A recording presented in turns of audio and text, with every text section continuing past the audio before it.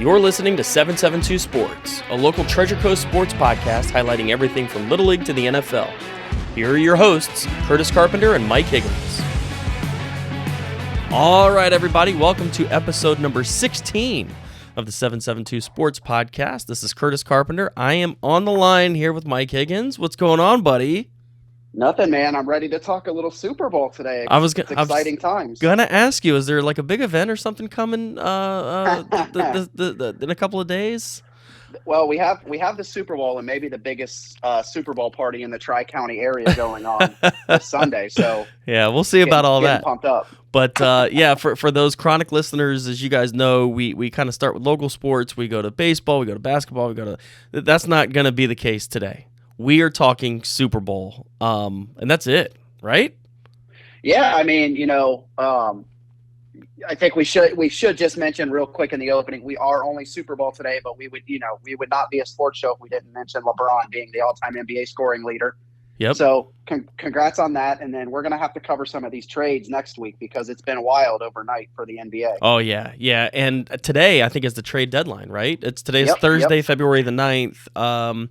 And so there will be some more trades. And again, we'll go over all that next week. We'll do a Super Bowl recap next week. We'll do NBA stuff. We'll get back in the NHL. I'm sure baseball stuff will be starting because pitchers and catchers will be reporting. But today, it's Super Bowl week.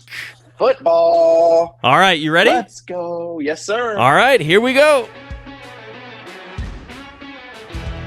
Super Bowl special. All right, guys, as you heard in the intro, this episode's all Super Bowl. So if you're not a football fan, if you're not watching the Super Bowl, if you don't care about the Chiefs or the Eagles or anything about the NFL, stop listening right now. But if you're going to be one of the 100 million people watching this game, listen up, because we got a lot of stuff to talk about here. Again, for those of you that live under a rock, the Super Bowl is this Sunday. Kickoff is around 6:30. Do they have a formal kickoff time? Usually it's like 6:28 or something. Yeah, something funky, like 6:34. Okay, all right. So yeah, about 6:30. You should be settled in your cushion and your seat and your couch and your whatever you're going to be sitting in, and get ready for a show because these two teams, the Kansas City Chiefs and the Philadelphia Eagles, I think, once it was all said and done, were definitely the two best teams in the NFL. Would you agree or disagree with that, Mike? Yeah, man, I think so. Like, I think that – I don't know what happened to Buffalo at the end of the season, but they just – I guess maybe – well, no, I don't know. They were kind of healthy. I don't know if the DeMar Hamlin thing had, like, a negative effect on them, but it just seemed like they were overmatched a little bit in their division round game. Yeah, I mean, I think the Hamlin thing had something to do with it. If you remember the divisional game, which we'll go over the championship games here in a few minutes, but if you remember the divisional game where the Bills got knocked out, weather was kind of funky.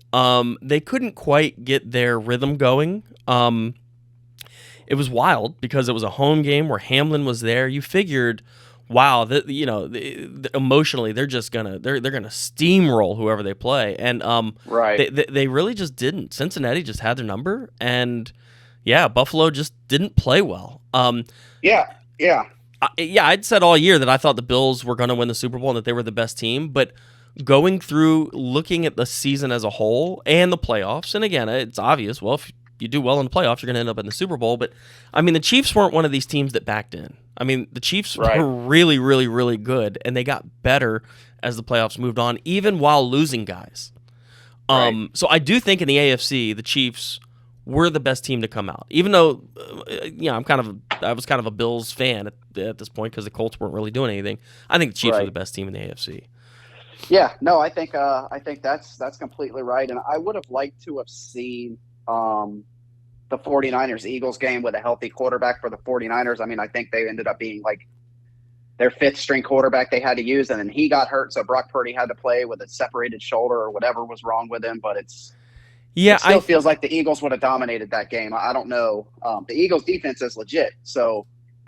Well, and the offenses are legit, and we'll kind of get into that. But I think all year the Eagles were just the team, right? I mean, there was nobody really in the NFC at any point. I mean, we talked about the Vikings who had, 11 one-score wins. But they were pretenders. Let's be real. I mean, you win all those games by one score. Eventually, you're going to lose one by one score. Right. We talked about the 49ers and their stellar defense. Their stellar defense. But, I mean, you cannot win the NFC Championship with a fourth-string quarterback. That's just not going to happen. Right. Something that not a lot of people talk about is how Philadelphia ran all over that staunch defense. Right. Again, something that we'll talk about when we get back to the championship previews. But, yeah, San Francisco just wasn't there. So who else was there in the NFC? I mean, Tampa won their division. I think, what were they, like NFC, 9-8? I mean, I think Cowboys. Cowboys. Yep. Some people thought. Yep. But I mean, the Cowboys did what the Cowboys do. It was, hey, we're going to be really good. We're going to put up numbers. I mean, they've been doing this since Tony Romo was there. You know, we're going to get to the playoffs and we're going to fold. And that's exactly what they did. I mean, everybody's joking about the NFL script now, but I mean, they followed the Cowboy script. That's just what they do. Yeah. You had the Giants. They were in the playoffs. They, listen, very good team this year. Shout out to Vicky. I hope you're listening to this part. I'm finally admitting it. But they were never Super Bowl contenders. Let's be real. They're a year or two away. Yep. So you had the Eagles. Seahawks. I mean, Seahawks weren't a threat. Seahawks, I put in the same category as the Giants. Like, nobody really expected them to be there. It was almost like they were content with getting to the playoffs. And yeah, I mean, they just weren't in. So it was Eagles and Niners, really, and then until the Niners started losing all their quarterbacks, and then it was clearly the Eagles. Right. So you had in the AFC, you had the Chiefs, who, again, I think emerged. I would say there was a group of three. I had the Chiefs, the Bills, and the Bengals as kind of like one of those teams is going to be there, and I think the Chiefs ultimately just proved, again, through the playoffs, that they were the better of the three. And then in the NFC, you just had the Eagles. So ultimately, you ended up with the two best teams. Do you want to talk a little bit about, let's start, I guess, if you're okay with this, the NFC Championship, how it all played out? It was kind of a boring game. Yeah. So 2 weeks ago, the Philadelphia Eagles beat the San Francisco 49ers in the NFC Championship 31-7. In that game, Brock Purdy, who's the 49ers' third-string quarterback, tore his UCL, which is a baseball pitcher injury traditionally, but he was strip-sacked and his elbow bent like a noodle, and that was like the second drive of the game. I mean, it was super early. Yeah. And so the 49ers had to bring in Josh Johnson, who has played for more teams than he hasn't, for more years than I think I've been alive. And he's just not an NFL starter. I mean, he's a career kind of backup. And yeah, the Eagles just, once they kind of cracked that egg, and 49ers were going 3 and out, and Johnson was fumbling, and it was like the Eagles just took control of that game super early. And like I said, it just kind of became kind of boring after a while.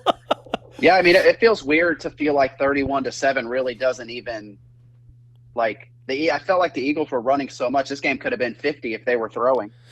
Yeah, and honestly, I mean, you're gonna laugh at this. Until the end of the first half, I think it was 14-7 with like, I don't even know, maybe 5 minutes to go in the half, and it was like, oh my God, are the Eagles like gonna throw away this opportunity? Because and then right when I started questioning that, it was over. Johnson fumbled, Eagles got the ball, they scored a touchdown. Halftime came.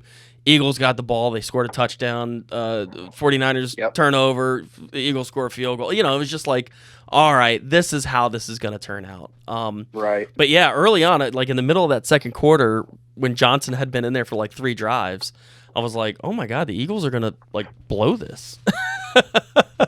But they didn't. I mean, from the second half on, it was just, even at the end of the first half, it was over. They ran the ball 44 times. Yeah, I mean, why do you need to pass if you can control the ball and you know the other team's not going to score? They can't pass either. Like, right. Well, and did you see that like one point Christian McCaffrey was like, he took a direct snap and they were like, who's gonna be the backup? Because Johnson got hurt for like a play, and it was like, oh my God, who's gonna be the quarterback if they can't, they can't move on. And it was going to be like their tight end or their fullback, I think. It was some like wild thing. I could see that. Yeah, I don't know who that He's guy good. was. Use check. Yeah, Juszczyk. He made the Pro Bowl. Yeah. But I mean, I made the Pro Bowl. Everybody makes the Pro Bowl. I mean, yeah, the Pro Bowl's the quintessential participation trophy now. But yeah. Anyway, that's kind of the wrap up for the NFC Championship. The 49ers were there. They were good. They're going to be really good next year, but they just didn't have it. Let's skip to the AFC Championship, which, on the other hand, was an incredibly exciting game. The Kansas City Chiefs beat the Cincinnati Bengals 23-20. Not super high scoring, super exciting. This game went back and forth, and boy, was it fun. Yeah, that was a good game. I owe you lunch on this one, don't I? You do. That's right. Don't forget it. Yep. I won't. So you had the Bengals. I had the Chiefs. Yep. We'll just kind of do a recap. In the first quarter, the Chiefs, couple of straight drives, field goal. Bengals came back with a field goal, and it was kind of like, all right, is this just going to be kind of a bend but don't break game for these teams? And then Kansas City scored a touchdown, and then Cincinnati scored another field goal. So I think going into halftime, it was something like 13-6. Yeah, that's got to be right. And then third quarter comes out, touchdown by Cincinnati, touchdown by Kansas City. Then the fourth quarter comes along. So now, I mean, Kansas City's up. What do they have? 20-13. Yep, 2013. And then Cincinnati scored a touchdown. I don't remember how much time was left, but it was late. And it was a tie game late in the game. Yeah. It was 2020 again. I'm not going to give you the specific times, but Kansas City's got the ball with, again, not a lot of time, like 30 seconds left or something.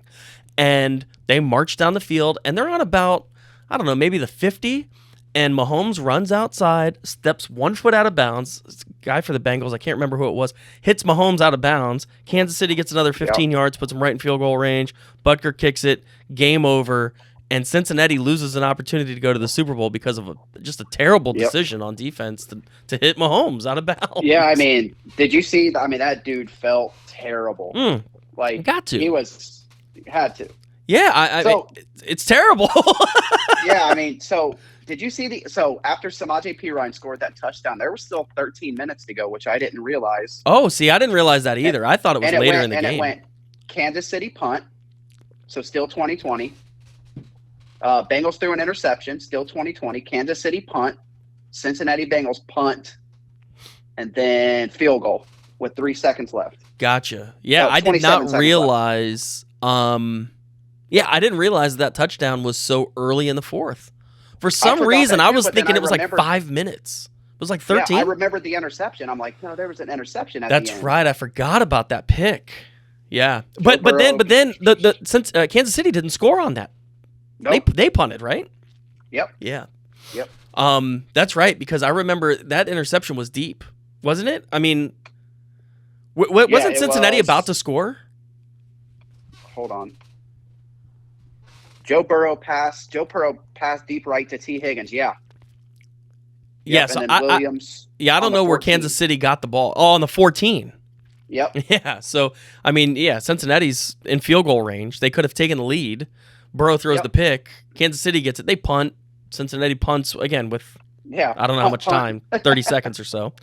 And then Kansas City scores. So again, I don't know. Listen, we could be easily right now talking about an Eagles-Bengals Super Bowl. Sure. Like I said, I had the Bengals, the Bills, and the Chiefs all as kind of that top three. But Kansas City just proved again, do not give them time. Like literally 10 seconds is like 10 minutes. Yeah, man. They have Patrick Mahomes. So Mahomes, Kelsey. I know Hardman's been out and a couple of guys have been out, but I mean they have dudes at receiver. That connection is Kelsey to Mahomes connection is legendary. Yeah. I mean they're both Hall of Famers. One of the best. Yeah.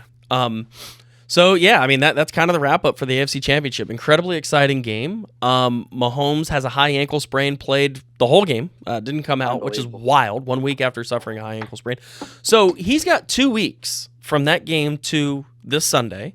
I've got a little medical background, but I'm not a sports therapist or anything. A physical therapist.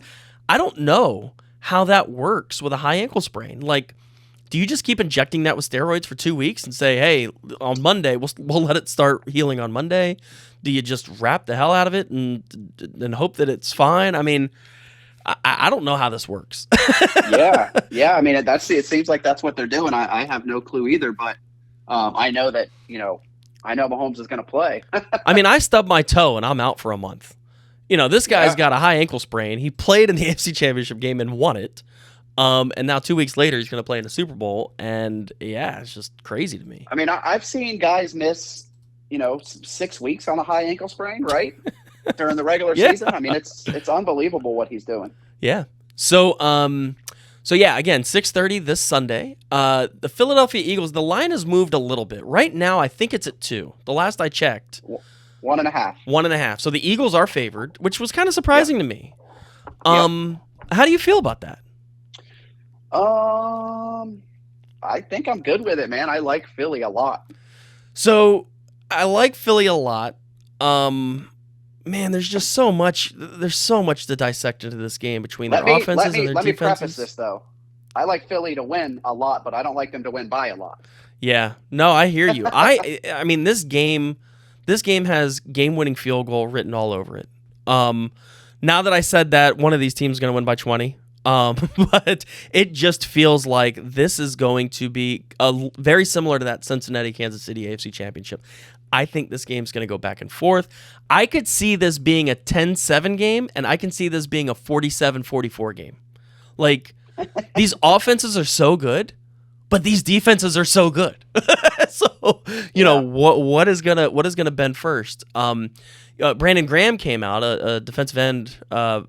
Is he an end or a tackle? I don't know. Defensive lineman for the Eagles. Defensive lineman. Hell, maybe even lines up at linebacker every now and then. But anyway, a defensive player for the Eagles, Brandon Graham, came out and said, hey, listen, we have a healthy respect for Patrick Mahomes, but we're being aggressive. Like, we're going after him. And that makes me wonder, if I'm Patrick Mahomes, does that change my game plan? Do I have a set game plan that I'm going with? Should you manipulate your game plan based on what the other team says? What are your thoughts on that? I think that game plan should be manipulated anyway, just because Philly, it has like they go after the quarterback all the time, right? Like, that's their MO. Right. Aren't they close to they're close to setting some kind of sack record? Well, yeah, so all right. So now you bring 5, you bring 6, you do whatever you're going to do, you're going to come for the quarterback. That secondary, while it's very, very, very good, they've got one Pro Bowler, Darius Slay, in the secondary. Slay. And listen, in a league where everybody makes the Pro Bowl, that's going to be my litmus test for how well your secondary can handle Travis Kelce and all these other receivers and all these other guys, all these weapons that Kansas City has. And I'm telling you right now, if you blitz Mahomes, you better get him. The old saying from the show The Wire, if you come at the king, you best not miss. You come for him, you better get him. Now, Tampa did it, and it worked because that offensive line was Swiss cheese. Kansas City's gone, and they've revamped their line. It's a very, very good line now. So I don't know if we're going to see what we saw a couple of years ago. Again, what are your thoughts on the line? Do you think they can contain these blitzes? Do you think they can contain this defense? Man. I'll say, so let's do this. Let's just for fun, and I'm going to write this down. Let's do an over-under of 2 sacks on Patrick Mahomes. So I actually went to look for that, and I couldn't find that prop bet because I was going to play the over if it was 2.5 or under. I was going to play the over. I think the Eagles get him 3 times.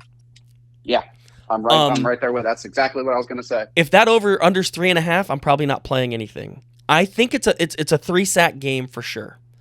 Now it could be a 5, 6, 7 sack game if this Eagles defense is as good as it's looked. Yep. They're gonna get him a couple of times. It's just gonna happen. So it's just with his limited mobility too. That's the other thing is this high ankle sprain. Like, are they coming at him to just try and push him out of the pocket, or are they coming at him to get him? Because again, you can blitz. You can blitz with the idea of I don't really care if I sack the guy. I just want him to roll out and have to move. I mean, shit, they did this to Dan Marino. They did this to Ben Roethlisberger when he got older. They did this to guys when they were just immobile. They used to try to do it to Peyton Manning. They would, again, the blitz isn't always I need the sack. The blitz can sometimes be I just need the guy to throw an errant ball. But Mahomes doesn't do that. He doesn't throw errant balls. So that's why I'm saying, like, if you come at him, you got to get him. Yeah, it's going to be so good, man. I'm so intrigued. I can't remember, and I guess maybe all of them, and I maybe say this every year, but I can't remember a matchup I was looking forward to as much as this one. Well, I think we mentioned it in one of the previous episodes. Other than Tampa, there wasn't a team I was really rooting against. Right. Usually I'm a Colts fan, so usually it's Brady or the Patriots or whoever, and we all knew Tampa wasn't really going to do much. So I kind of went into this playoffs like I just hope that we get good matchups, and boy, this is one for the ages, man. I mean, on paper, again, this could be a blowout. Right. I just do not see that happening. I don't see blowout. So I want to give you guys just some statistics on these teams. Kansas City was the number 1 ranked offense in the NFL this year by all statistical metrics. The Eagles were number 2. The Eagles also had the 3rd best defense in the entire league by all metrics. Kansas City was 12th. So that makes me wonder, if you just do this back of the napkin math, all right, the number 1 offense is going against the number 2 defense. I'm sorry, the number 1 offense is going against number 3 defense, right? That should be a good matchup. The number 2 offense is going against the number 12 defense. All right? Right. Yep. On paper, it looks like the Eagles have the advantage there. Do you see that as the case? I do, yeah. Is that why you're so heavy on Philly? Or I guess one of the reasons why. I mean, it's one of the reasons for sure. Like, the main reason is because I don't know, and this is completely my fault for questioning the guy, but I don't know what Patrick Mahomes is going to be able to give you. Yeah, I guess I need to see how hurt he is. Yeah, but yeah. Well, and again, the number 2 offense in the NFL is pretty balanced. This Eagles team, they were 5th in the NFL in rushing, whereas Kansas City, they were all passing. They were number 1 in passing. They were number 20 in the rushing game. So I think that's one of the reasons why you hear guys like Brandon Graham saying, hey, listen, we're coming after Mahomes. We know they're not going to run, and if they do, we got that covered. They're the 20th best team in the NFL in rushing. We're not really worried about that. We've got to shut Mahomes down, and this is how we think we can do it, is by just bringing the house. So, yeah, it's going to be really interesting to see kind of this cat and mouse game of Philly defense going after Mahomes, the Eagles' balanced offense going up against this, what could be considered mediocre defense, and will this be a ball possession game? Is this Philly going in taking chances, letting Kansas City score if they gamble and lose, and then Philly getting the ball and saying, okay, we're just gonna run an 8-minute drive, right? We're just gonna push you around like we did San Francisco, like we did Dallas, like we did everybody else. I'm curious to see what Philly's kind of backup plan is if this I'm going after the guys plan doesn't work. Right. I just don't know if Kansas City's defense is good enough to stifle this Eagles offense. Yeah, they're just so complete. Like, I'm looking up some stats right now. If this is just something you're interested in, are you cool with me rattling off a couple? Go for it. So for total, I did total QBR, right? And so Jalen Hurts is number 3, Mahomes is number 5, so it's pretty even there. Okay. Total offense, though, Patrick Mahomes is the league leader with 5,250 yards this year. Yeah, think about that. What's the record? I mean, he had to be kind of close to the NFL record. Yeah, he's got to be for passing yards. He was 700 yards more than the next guy. Yeah. Yeah, I mean, he's the only one in the 5,000s. Right. So, and Jalen Hurts, 3,701 yards, just to kind of give some perspective on that. I mean, that's 1.5 times. Yeah. And then but Philly's the only the only offense in the league that has a top five rusher and a top 5 receiver with Miles Sanders and AJ Brown. As far as yards go. So before you go too far, how big of a game does AJ Brown have here? Well, I was going to ask you, so we could just cover it now. I was going to ask you, and maybe you had this plan, but other than the quarterbacks, who do you think is going to be maybe that, in there for MVP? Because I was going to pick AJ Brown. I mean, listen, we know how the NFL works. If you ain't a quarterback, you ain't getting MVP. Yeah. So if, gun to my head, I got to pick somebody. I'm just saying it's Jalen Hurts because I think the Eagles win, and he's the quarterback for that team. Okay, so let's do no quarterbacks. So who you got? Traditionally, if it's not a quarterback, it's a defensive player. You and I are going to pick. You and I are going to pick who the MVP was after the game. So our MVP, that's not a QB. Okay. All right. So I can't. All right. I have to pick a Super Bowl MVP that's not a QB. Yes, our Super Bowl, the 772 Sports Podcast non-QB MVP. Oh, we're just gonna do one after, like next week. I thought you were asking me to predict one. Yeah, you and I will talk about it. Okay, cool. Well, we are predicting who we think it'll be, but all right, let's see. Who do I think will be MVP if it's not a quarterback? Which again, for the record, it's gonna be a quarterback. This isn't even. This is our MVP, and it can't be a quarterback. So right, I got you. I will go with. Because listen, I can't pick an offensive player because right. Well, why don't we do this? Why don't we do one offense, one defense, and we'll have fun with it? All right, so I'll take Kelsey. Let's just say he gets like 15 catches for 150 yards or whatever. Again, if that happens, it's going to be Mahomes because he's going to have 50. That's a good one. 50 right. Pass, 50 right. He's not going to have 18 completions, 15 of them to Kelsey. Right. So I'll go Kelsey offense, and I'll go. Can't think of the guy's name. Number 7 for the Eagles. Pass rusher. Yeah.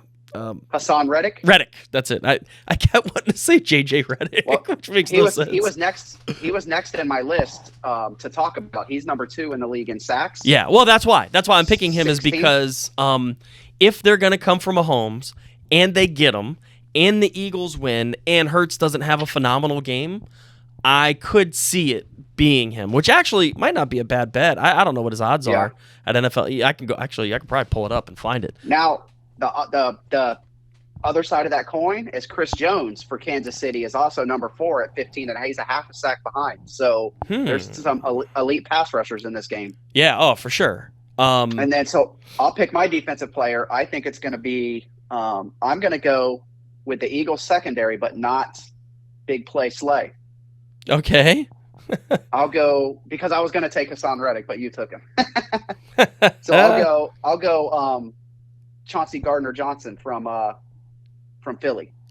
Okay. NFL leader in interceptions. So you're thinking it could be somebody with multiple picks. That happened with Tampa, I think, against the Raiders a few years ago. A guy had two or three picks in the game, and And Mahomes throws them sometimes, and maybe with him running and kind of being hurt, I don't know. Maybe it's a pick 6 that gets it for him, a late pick 6. We'll see. Yeah. I mean, that would be interesting.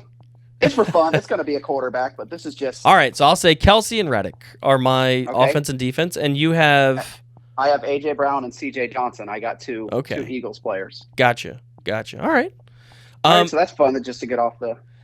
Yeah, I pulled up the odds. Or I'm trying to find. It has the position of the MVP winner odds. So for it to be a quarterback, you'd have to put $700 down to get $800 back to win $100 profit. All right, $700 to win $100 profit. If you pick a receiver, if you bet $100, you'd get $700 back. So your AJ Brown $100 bet would yield $600 profit. Dude, I should probably do that, right? A tight end, again, Kelsey, $100 gets $800 profit. So your 100 would get you 900 back. There's dude, I don't know. Running back, fullback, 100 gets you 1,000 profit. So your 100 would get you 1,100 back. Defensive lineman, 100 gets you $2,200. So if you pick Brandon Graham and he wins the MVP, you just got $2,200 profit. 3 sacks, 2 pass breakups, something like that. Probably still ain't going to get it. But, I mean, the only way that a D lineman's going to get it is if it's like a 10-7 game, right? Right. Linebacker is $2,500 profit. So what technical position is Reddick? Is he a lineman or a linebacker? I think he's a linebacker, right? Hassan Reddick, I think he's one of those hybrids, but I think a lot of these as a linebacker. Yeah, for those of you that are confused about this, a lot of teams, if you run like a 4-3, you have 4 linebackers and 3 linemen, and that one linebacker kind of moves back and forth on that line. So I think they have him as a linebacker. So. Yeah, so I could bet $100 on Reddick winning MVP, and if he gets it, I'm getting $2,500 in my pocket. My favorite is kicker, punter, long snapper. Any of those, if they win, $100 wins you $5,000. Long snapper, that's awesome. Yeah, that's great, dude. If the long snapper wins MVP of the Super Bowl, how amazing would that be? I kind of want to play it for like, I don't know, $50 to see what happens. Yeah, just to be like, yeah, go long snapper, like do your job. Could you imagine like there's 50 punts in the game and like the punts aren't really that good, but that guy's right on the money every snap.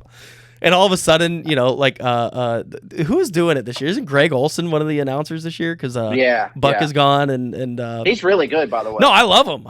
Even though he's a Hurricane, I love the guy. Yeah, it'd be funny if Greg Olson's like, man, this long snapper's really on it today. Anyway, those are the MVP odds. All right, so we have our offense, we have our defense. Yeah, I got it written down, so we're gonna. Yeah, just for fun because we both think it's going to be a quarterback. While I'm at it, there are some prop bets here that I'm just going to have to explore between now and Sunday.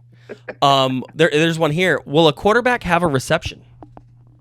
Ooh, that would get you 100. I'm going to it's 104. All right, so we'll just do that. That would have to be Jalen Hurts. $100 to get you $1,350 profit. That could happen. Here's another one that's for $650 profit. Patrick Mahomes, 150 passing yards in each half. That could happen. That could happen. Yeah. 300. Let's see. Will Jalen Hurts and Patrick Mahomes each have a 50-yard completion? That's an interesting one. Yeah. Because, again, you get Kelsey 15, 20 yards downfield, and he finds a seam. He could bust it. Yeah. And then the Eagles definitely have. A.J. Brown could get 2 50-yard catches. Devontae Smith, too. Oh, yeah. I mean, he's the deep threat. Some of these are really fun. I mean, like, some of these, like, ridiculous odds. It's like, man, if I just had a few thousand I wanted to put down. Like, Jalen Hurts, Miles Sanders, and Isaiah Pacheco all get 100 rush yards each. Ooh. What's that payout? 100 gets you $5,000. Yeah. Yeah, if the Eagles win if the Eagles win 37-34, exactly, and Patrick Mahomes throws an interception, at least one interception, you win $5,000. Kelsey and here's one you need to jump on. Kelsey and A.J. Brown each get 150 receiving yards. That could happen. $5,000. $5,000. Yeah, these are fun. So again, there's 10,000 of those you can dissect. The easy ones. Oh, what's the coin flip going to be? What's the color of the Gatorade? Those are traditional ones. But I really like those player props because it gets you thinking. Like this could happen. I could see how this could work out. That's awesome. So I have a question. So you're more into the betting side of things than I am. So this game opened up with Philly being +1, right? Right. No. Philly opened favored. I'm looking at, according to this, which I'm on ESPN, and this could be wrong, but it said opened Philly at +1. Oh, I saw it. I looked at it Monday morning. So maybe. So Monday morning it was Philly -2. But anyway, right. Okay. So Philly opened +1. It says +1, and now they're -1.5. So okay. Is that a flip because of? Is that a big flip? It seems like a pretty big. Yeah, so I'll kind of explain for those novices that aren't degenerate gamblers like I am how this works. So when a game starts, whether it's the Super Bowl or it's Week 1 Dolphins Patriots, it doesn't matter. Vegas opens with a line. okay? And they have experts. They have guys that know about what the line should be. And Vegas's goal, again, everybody's like, oh, Vegas won money on this. Vegas lost money on this. That doesn't happen. That is a lie. That is people that don't know what they're talking about. Vegas's goal is to get 50% of the bets on one team and 50% on the other. That's it. Because they have what's called the VIG, all right? And the VIG is usually a percentage of the bet that goes directly to the casino if you win or lose. So to explain this a little bit easier, I want to bet $100 on the Eagles to win by 2 points, okay? Or they're going to win by more. I have to put $110 down to get my $100 profit. Okay, right. So if I lose, they get 110. If I win, I get 100. So they want 50% of the bets on the Eagles, 50% on the Chiefs. If more and more people are putting money on the Eagles, which has happened, they will move that line to entice people to pick the Chiefs. Does this make sense? I mean, I think you understand this, but I just want to. I'm trying to think if a general public person would understand this. No, it makes sense. I'm not, I'm not big on the lines and stuff, but that makes sense. So money. So if it opened at 1 Sunday night and then Monday morning it was -2.5 or -2, that's a 3-point swing. So that means people overnight were putting so much money on Philadelphia that they had to start enticing people to pick the Chiefs. So instead of opening where if you bet on the Chiefs, you needed the Chiefs to win by 1 or by more than 1. Now, the Chiefs can lose by a point and you would still win. All right? That's pretty enticing, right? So they're trying to move money to the Chiefs. So that's how that works. That's why that happened. If you see a lot of fluctuations in the line this close to the Super Bowl, that's very rare. You should not see that line move much right now. Maybe a half a point. So they're 2 right now. So if that line moves to 2.5, again, people started putting more and more money on the Eagles. If that line moves to 1.5, all of a sudden the money was going to the Chiefs. Oh, okay, it's 1.5 now. So it went to 2, now it's back to 1.5, and this will jog half a point, probably between now and Saturday night. It probably won't move Sunday. So they could change these all the way up to game time, right? So they could. Say it comes out and Miles Sanders gets hurt or Travis Kelce, it could swing that line. So, again, the injury doesn't swing the line. The bets are what swings the line. So Jalen Hurts gets in a car accident Sunday morning on the way to the stadium. All of a sudden, people are going to be like, oh, well, I'm taking the Chiefs plus 1.5. Well, that's going to move the line. Now, all of a sudden, the Chiefs are going to be favored because Jalen Hurts isn't playing. It's not like Vegas says, oh, no, Jalen Hurts got hurt. We're going to move this line. So it is because of the injury, but it's because of how the bets are being made. Correct. And so, again, that's one of the biggest misconceptions about sports gambling. And, the NFL is fixed so Vegas can make money. Listen, Vegas is making their 10%. Actually, I saw something the other day, and it was all the states in the United States that have legalized gambling and what their profits are. And every single state fluctuated between like 6 and 15%. That's just what they're gonna make. That's their cut. That's their commission for holding the bet. So yeah, Vegas, they don't build those casinos because they lose. They're always gonna win regardless of what happens in this game. So anyway, that's like football betting 101, I think, or 102 maybe. And then, we can get into pluses and minuses and all of that. And that gets, as far as money lines and in baseball, you have run lines, and in hockey, you have goal lines. And, there's all sorts of different bets and things like that you can make. But that's just the general, who's going to win. So again, all right. So I'll go a hair deeper into this. I probably should have prefaced it with, if a team that's really good plays a team that's really bad, you can go in and say, hey, I just want to pick the team that's really good. Okay, right? I mean, let's say it was the Eagles against somehow, some way Jacksonville made the Super Bowl. Right. The Eagles would be heavy favorites. You wouldn't have to play that point line. The Eagles would be favored by like 10.5 if that was the game. 10.5 points. But you could just say, hey, I want the Eagles to win. I think the Eagles are just going to win. No point, just straight up. Well, it's going to cost you to place that bet. Like, that's where we were getting at, is like that would be like $500 you'd have to put down to get $100 profit. You have to take a big risk for a small reward. So Vegas's goal is to keep it where it's 110 for 100 on the point spread. Again, the money line will fluctuate. My guess would be the money line right now for this game, I haven't looked. It's probably the Eagles minus 130, and that would mean Kansas City's plus 110. So if you just picked the Eagles to win, no points, no nothing, you'd have to lay $130 to get $100 profit. If you pick the Chiefs, you'd put $100 down to win $110 profit. Right. Again, I'm probably not great at explaining that for those of you that aren't sure. My dad was a bookie, so like I grew up with this, so it's like human nature intuitive to me. I know for some people it's not, so I hope I explained that. No, that was good. So anyway, that's how that works. So did you see that this isn't directly Super Bowl related, but did you see that Roger Goodell said how good he thinks NFL officiating has been this year? Oh my God, yes. And so he said, I think the quote was, "It's better than it's ever been." Yeah, never been better. Never been better. Sorry. Same words, just flipped around. Never been better. Yep. All right. I may not disagree with him. I don't know if it's ever been better. The problem is it's fucking horrible. It is so bad. But it's been bad. If something's been this bad for so long and it's this bad and it's never been better, it might be time to fix it. Yeah. It might just be time to fix it. I didn't know this. This is crazy. Something I didn't know about the NFL. The referees are not full-timers. They have jobs. Yeah. Did you know that? I actually did know that. Yeah, that is lawyers and that is nuts to me. Like, why aren't these officials like this is a $15 billion a year business and you have part-timers controlling the game? Yeah. Why not pay them guys enough to make it full-time? You know, they can go if they want referee the CFL to get work in the off season or go to a referee school or something. There's got to be something they can do.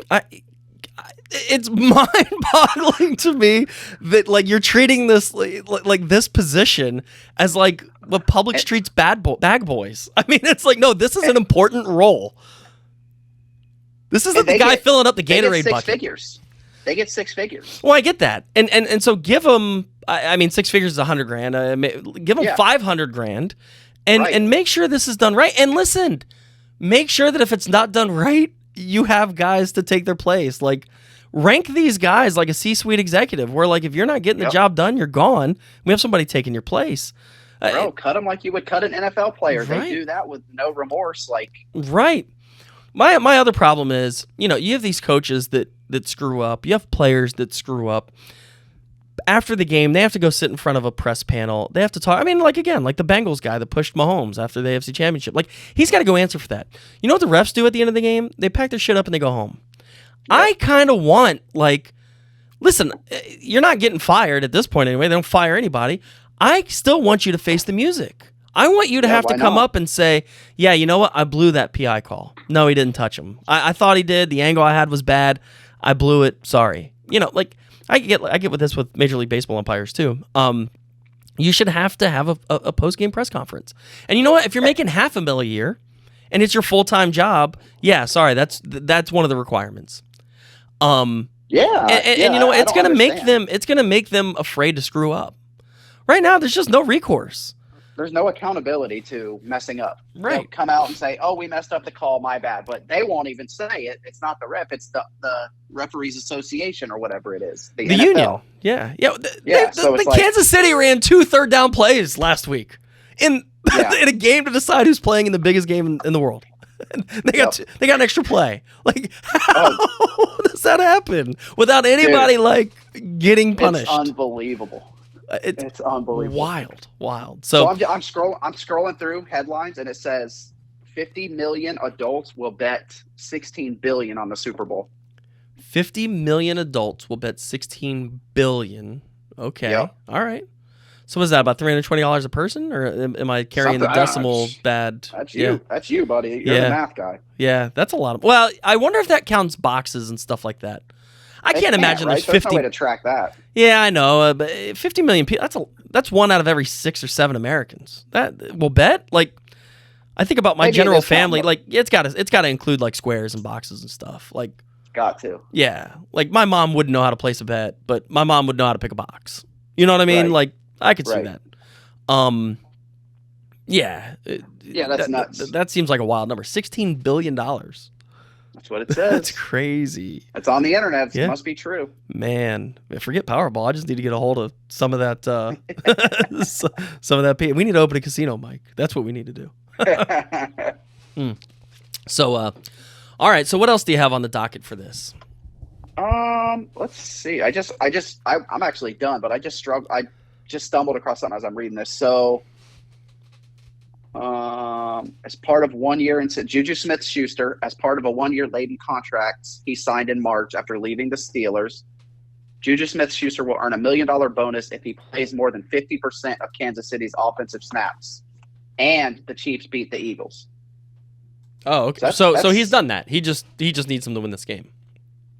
I think he has to play 50% if he plays more than 50% offensive snaps. It says he will earn the bonus if he plays more than 50% of Kansas City's offensive snaps. Is that in the Super Bowl? Well, usually that's a seasonal thing to account for injury. So the Colts did this with Carson Wentz in a trade, and it was a conditional trade with the Eagles when they got him. That Carson Wentz had to play more than 75% of the snaps, and if he did, the trade. The pick that they traded would move up to a first-round pick, whereas if he played fewer than 75% of the snaps, I think it would go to a third-round pick. And again, that was just to account for making sure that we're really getting what we're trading for. My guess would be that that's a seasonal thing.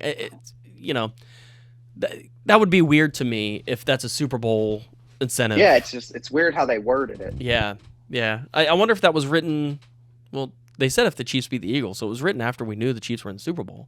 Well, it said 7 a.m., so maybe today. Yeah, that's a weird incentive, but that's interesting. I mean, I think he will. I think he'll play 50% of the snaps, and we'll see if the Chiefs win. This says this bonus was triggered by Smith-Schuster having more than 60 receptions and more than 900 yards receiving in the regular season.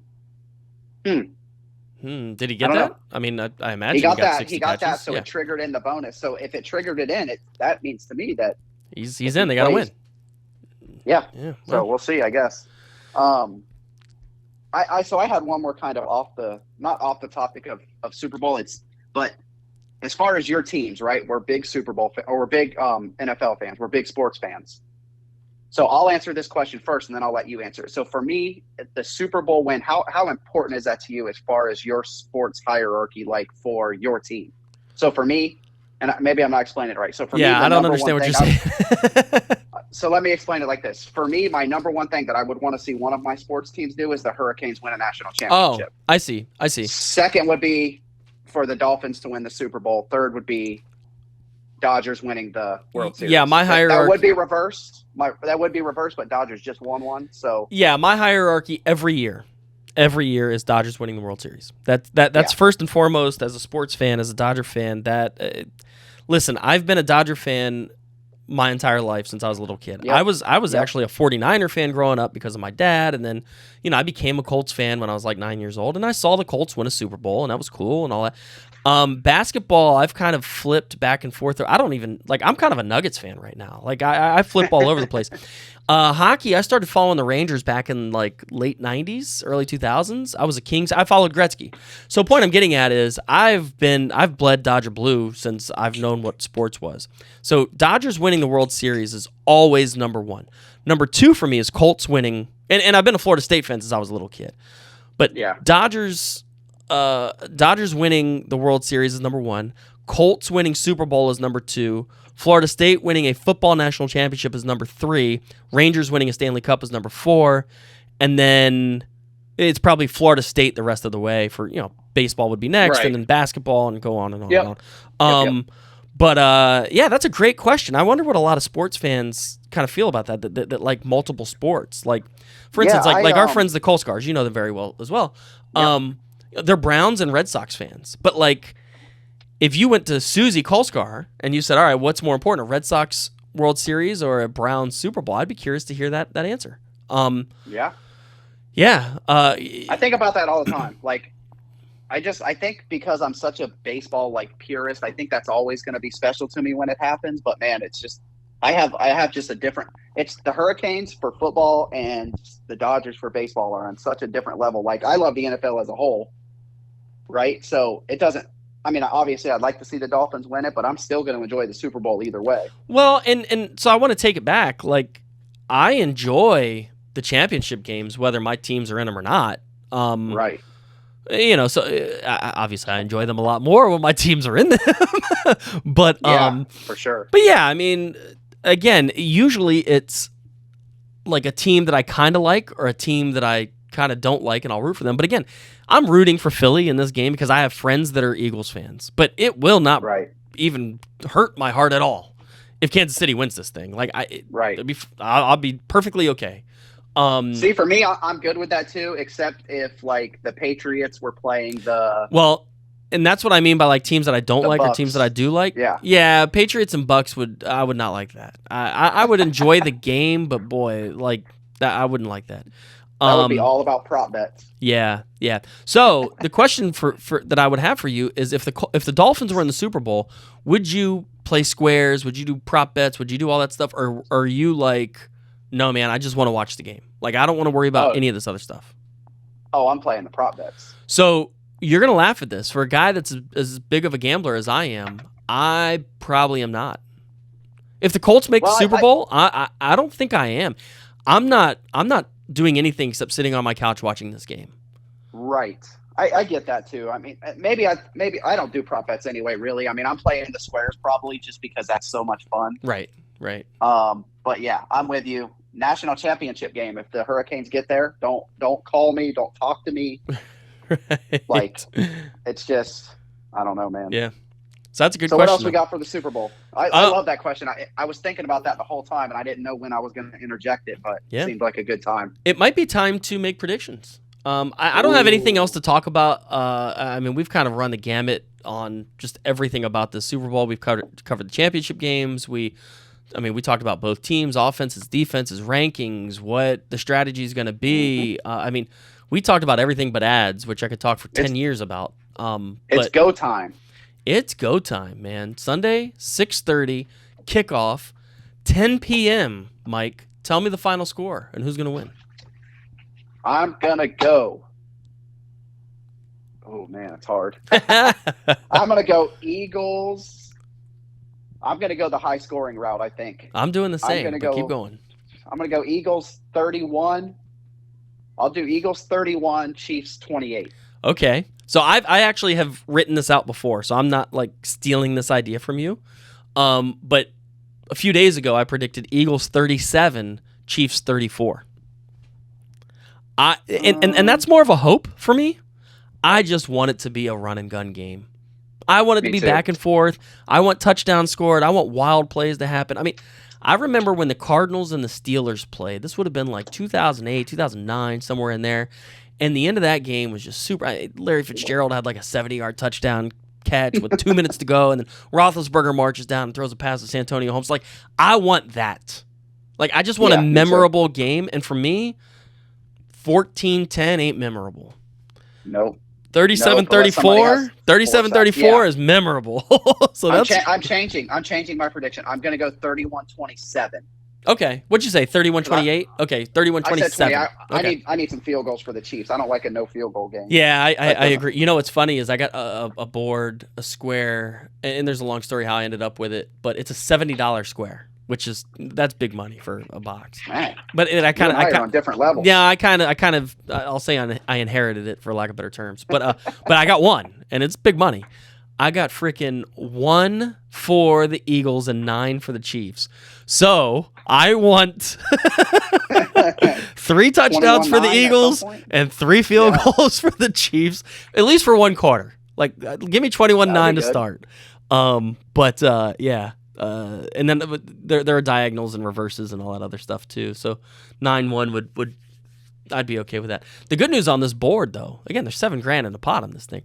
They pick, if you don't win, and there's a bunch of winners on the board, but if you don't win, they pick 10 random numbers that they give like $100 to or something like that. So like $1,000 of the whole thing is dedicated to non-winners, which if you got bad numbers like I did, it works out. So how many squares is there? $75 square? What is that? No, it's $70 a square. There's always 100 squares. So it's 100 squares. So it's $7,000. Okay. $7,000. Yeah. Gotcha. Yep. So that's pretty cool. Yeah. No, it works out. So yes, sir. So we've made our predictions, and I think that's it for our Super Bowl special. Anything to add? No, man. Other than we both made our predictions, and I completely wouldn't be surprised if the Chiefs won. So Yeah, no, you and me both. I am not confident in my Eagles prediction, but that's who I'm picking. yep. So cool. All right. Well, Sunday kickoff is about 6:30. Enjoy yourselves. Watch the game, and next week we'll have a Super Bowl recap along with all of the other segments. All that of we your other have. favorite sports. That's right. All right, Mike. Thanks, buddy. Yeah, man. All right, and for you listeners, thank you. See you.